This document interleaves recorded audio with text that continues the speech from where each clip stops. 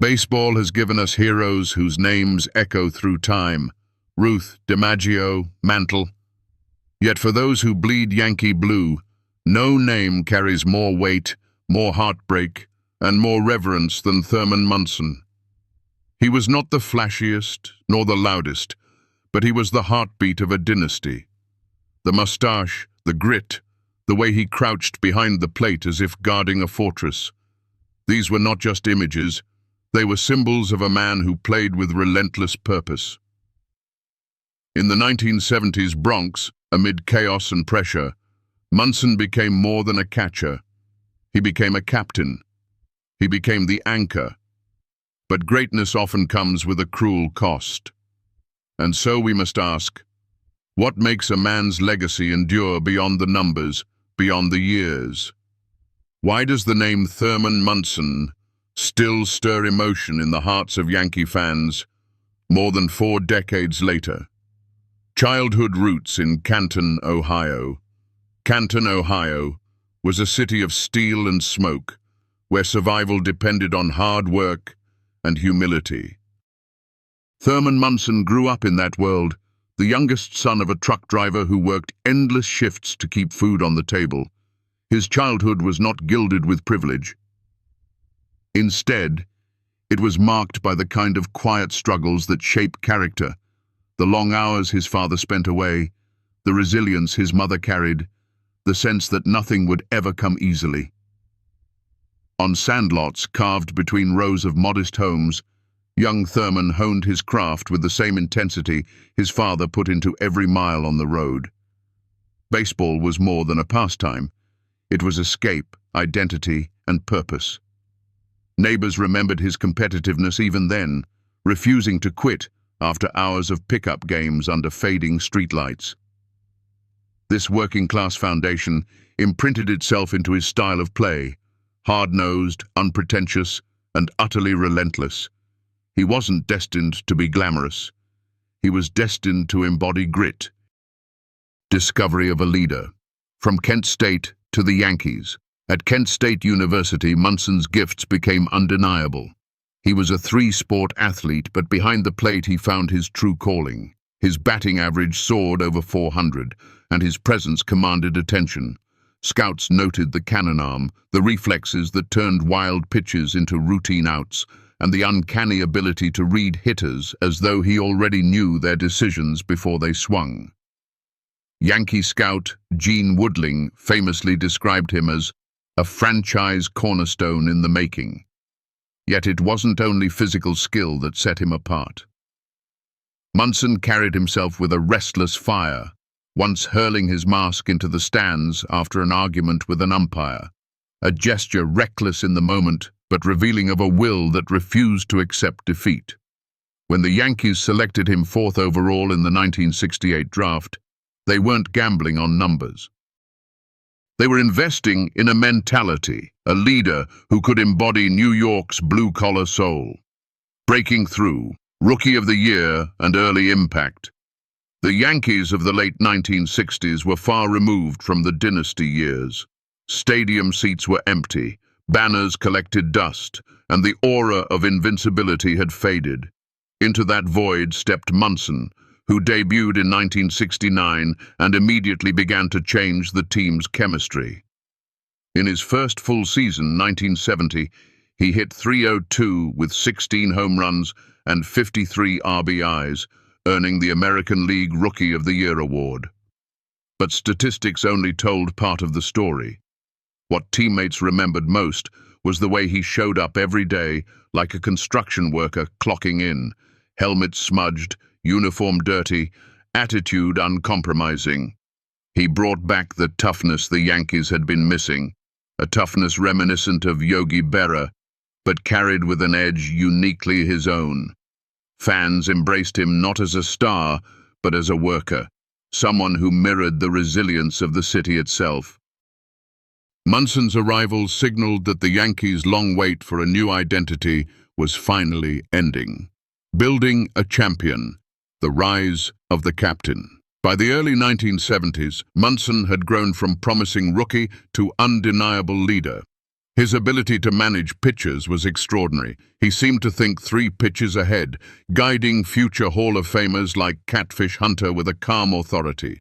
Sparky Lyle once said Munson was the smartest catcher he ever worked with, and that intelligence turned ordinary games into clinics. Teammates began calling him the captain even before it was official, sensing the gravity he carried in the clubhouse.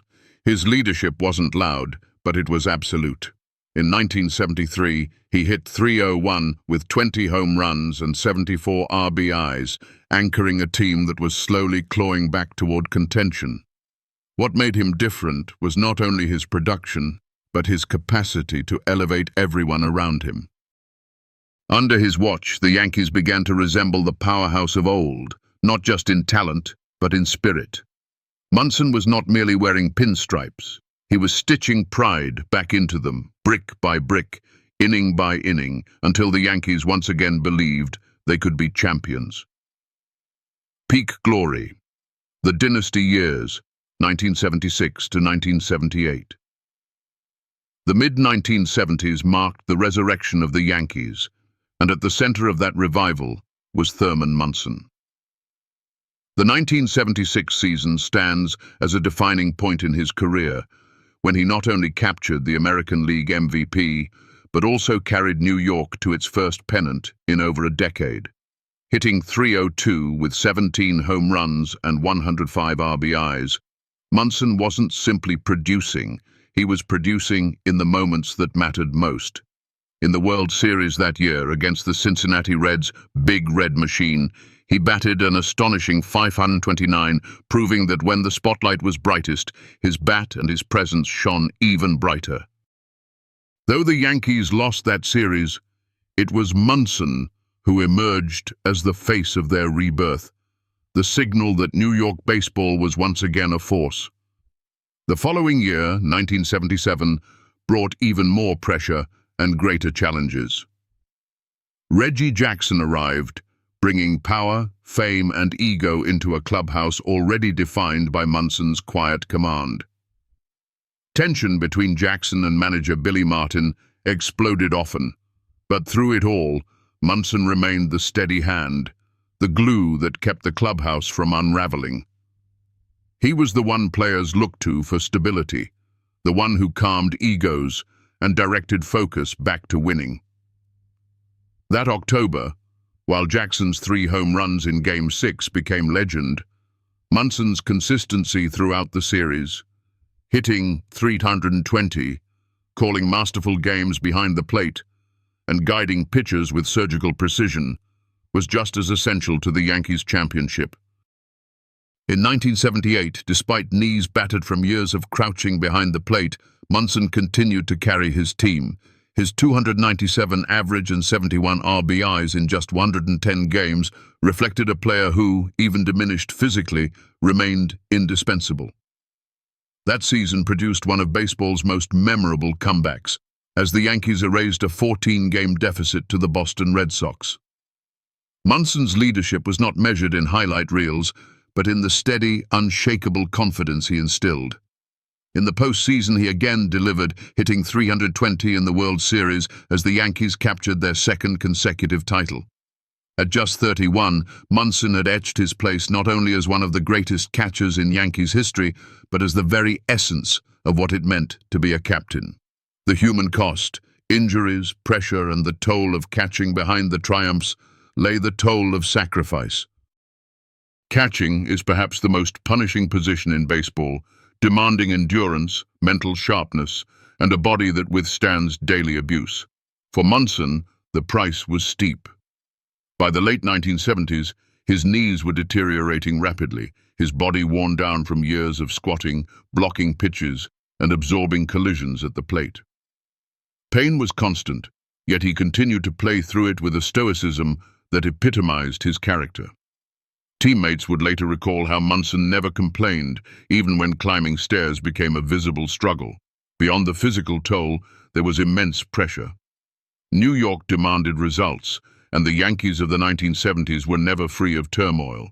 The media scrutiny was relentless, the clubhouse a cauldron of clashing personalities and ownership quick to stir drama. Munson bore the weight of being captain, the one expected to mediate conflicts, absorb criticism, and keep the team focused. Unlike the superstars who reveled in the spotlight, Munson often appeared weary of fame. He sought refuge in family, prioritizing time with his wife and children above the trappings of celebrity. That yearning for balance would later shape the most tragic chapter of his life. Tragedy in the Sky, the 1979 plane crash. By 1979, Munson's body was battered, but his commitment never wavered. Still, the grind of constant travel left him aching for home. To spend more time with his family, he took up flying, learning to pilot a small Cessna Citation jet. Flying offered him control, freedom, and the chance to bridge the gap between professional obligations and personal devotion. On August 2, 1979, during a practice flight at the Akron-Canton Regional Airport, disaster struck. Attempting to land, his plane crashed short of the runway. Thurman Munson was gone at just 32 years old. The shock reverberated through baseball. Fans wept openly. Teammates were shattered. For the Yankees, it was not merely the loss of a great player, but of their heart, their captain, their compass. Few deaths in baseball history carried such a profound sense of unfinished greatness. Munson was still in his prime, still capable of leading, still embodying the resilience that defined New York. The tragedy was cruel not only in its suddenness, but in the way it robbed the game of what might have been. The night Bobby Mercer carried his friend. 4 days later, grief hung heavy as the Yankees attended Munson's funeral in Canton. That same night, emotionally drained, they faced the Baltimore Orioles in New York. Many players admitted they didn't know how they could even take the field. Yet baseball has a way of offering catharsis, and on that night, it came through Munson's closest friend, Bobby Mercer. Mercer had been hitless all season in clutch situations, but with the Yankees trailing 4-0, he stepped to the plate and delivered a 3-run home run. Later, with the game tied in the 9th, Mercer again came through, lining a 2-run single to left that sealed a 5-4 victory. All 5 Yankee runs had come from his bat. After the game, he collapsed into Lou Piniella's arms, overcome with emotion, and later presented his bat to Munson's widow. It was as if Munson's spirit had guided his friend one final time. That night became one of the most emotional tributes in the history of the game, a reminder that baseball, at its best, transcends statistics and touches the deepest corners of the human heart. Legacy and the question of the Hall of Fame. Munson's career, by traditional statistical standards, fell short of Hall of Fame benchmarks. 11 seasons, 229 doubles, 113 home runs, and 701 RBIs. Strong numbers, but not the towering totals usually enshrined in Cooperstown. Yet those numbers tell only part of the story.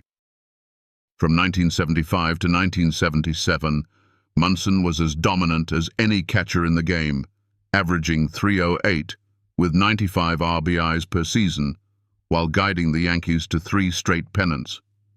His postseason numbers, .357 in 30 games, reveal a player who elevated his performance when the stakes were highest.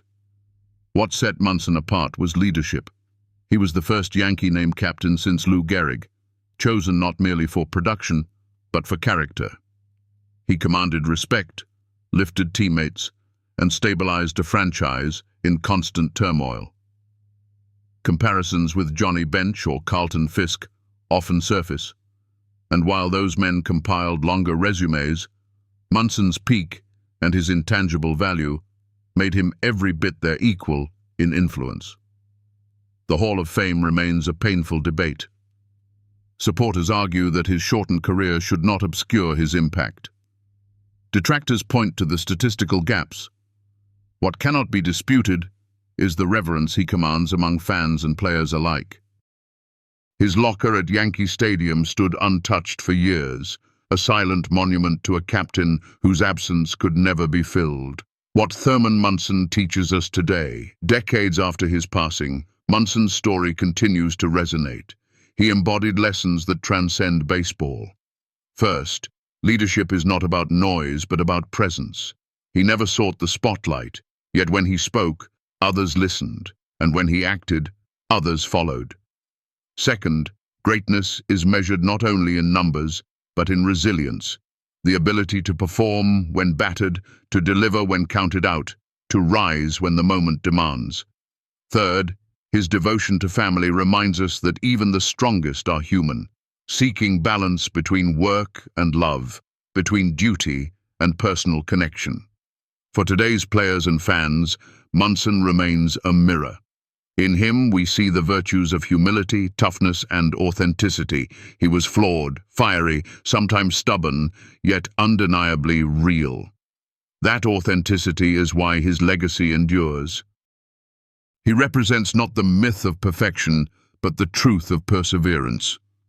For the Yankees, for baseball, and for anyone who values character above glamour, Thurman Munson remains the captain, not only of a team, but of an ideal. Thurman Munson's story is not simply one of statistics or championships. It is the story of a man who embodied the soul of a team and the spirit of a city.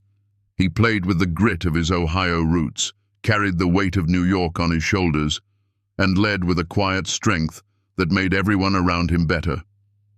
His life ended far too soon, but in that brevity, he showed us the essence of what it means to lead, to sacrifice, and to love the game. Every time the Yankees take the field, the echoes of his presence remain, steady, unyielding, eternal. His number may hang retired, his locker may stand empty, but his legacy still breathes in every inning where determination triumphs over doubt. Baseball will see many great players, but there will never be another Thurman Munson.